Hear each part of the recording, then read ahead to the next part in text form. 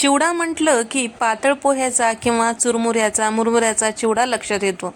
या पद्धतीने दगडी पोह्याचा चिवडा एकदा नक्की करून पहा. जिभेला चव नाही, काहीतरी खमंग खायचं आहे तर पटकन होणार आहे दगडी पोह्याचा चिवडा नक्की करून पहा. तर जिभेवरची चव विसरणार नाही अशा पद्धतीचा चिवडा तयार होतो. तर त्यासाठी इथे आपण जास्त मेहनत न घेता साध्या सोप्या पद्धतीने करणार आहोत. तर अर्धा किलो दगडी पोहे छान चाळून घेतलेले आहे. तर दगडी पोहे म्हणजे जे आपण कांदा पोहेसाठी वापरतो ना, तेच पोहे. तर त्यासाठी आता हे जे अर्धा किलो पोहे 2 टप्प्यामध्ये छान असं आपल्याला भाजून घ्यायचं आहे, कुरकुरीत होईपर्यंत. लक्षात ठेवा, कुरकुरीत झालं तरच ह्या चिवड्याला छान टेस्ट येते. तर या ठिकाणी आता एक बॅच भाजून झालेली आहे. आता ताटामध्ये काढून घेऊया. दुसरी बॅच सुद्धा त्याच पद्धतीने भाजून घेऊया.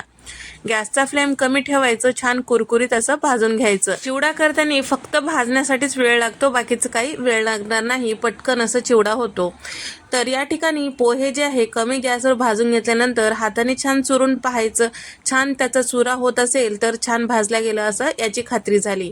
आता सगळे पोहे या ठिकाणी मी भाजून घेतलेले आहे. तर यासाठी लागणारे साहित्य पाहूया. तर चिवड्यासाठी लागणाऱ्या साहित्यांमध्ये इथे मी घेतलेलं आहे 4 ते 5 सुक्या लाल मिरच्या, पाव कप इतकं फुटाण्याची डाळ, मुठभर इथे मी कढीपत्त्याची पानं घेतलेली आहे, अर्धा कप इतकं शेंगदाणे घेतलेलं आहे आणि 2 मोठे चमचे इथे मी लसूण खलबत्त्यात ठेचून घेतलेला आहे किंवा तुम्ही लसणाची पेस्ट सुद्धा वापरू शकता. ताजा असेल तर आणखीन उत्तम.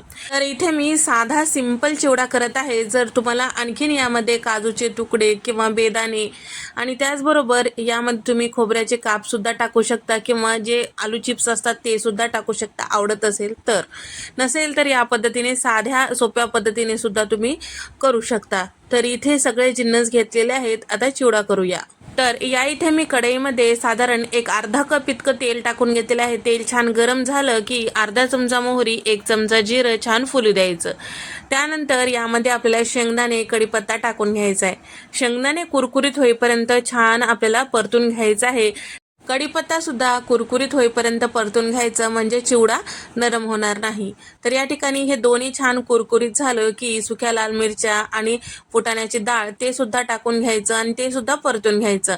ठेचून घेतलेलं लसूण सुद्धा यामध्ये टाकून घ्यायचं आहे. तर वेगवेगळं जिन्नस काढून तळून ताटामध्ये ठेवण्यापेक्षा मला असं सोपं पडतं, आयत्या वेळी आपल्याला करता येतो आणि फार वेळ लागत नाही, तुम्ही पटकन करू शकता.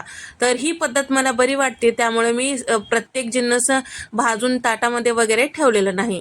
तर या ठिकाणी चमचाभर हळद, चमचाभर धने पावडर आणि चमचाभर गरम मसाला आणि त्याचबरोबर चवीपुरतं मीठ टाकून घेतलेलं आहे. आवडत असेल तर यामध्ये तुम्ही आमचूर पावडर किंवा लिंबू सत्व, थोडंसं साखर सुद्धा टाकू शकता आणि चमचाभर लाल मिरची पावडर टाकून घेतलेलं आहे. मुलांसाठी करत असाल तर तुम्ही लाल मिरची पावडर स्किप करू शकता किंवा कमी टाकू शकता. हे सगळं छान व्यवस्थित मिक्स करायचं.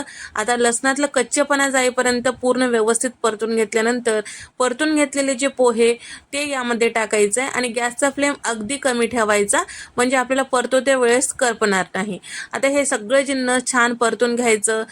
तर या ठिकाणी तुम्ही बघू शकता सगळं छान व्यवस्थित मिक्स झालेलं आहे. आपली जी फोडणी आहे पोह्याला व्यवस्थित लागल्या गेलेली आहे.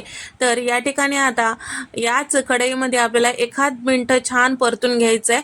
आपण पोहे परतून घेतलेलं होतं, पण याची चव दुप्पट होण्यासाठी, पावडर मसाले व्यवस्थित लागण्यासाठी 1 मिनिट छान परतून घेतल्यानंतर अशा पद्धतीने एखादी परातीमध्ये ताटामध्ये पैस करून ठेवायचं. थोड्या वेळासाठी थंड झालं की गच्च झाकण्याच्या डब्यामध्ये भरून ठेवायचं. असा चिवडा महिनाभर छान टिकून राहतो.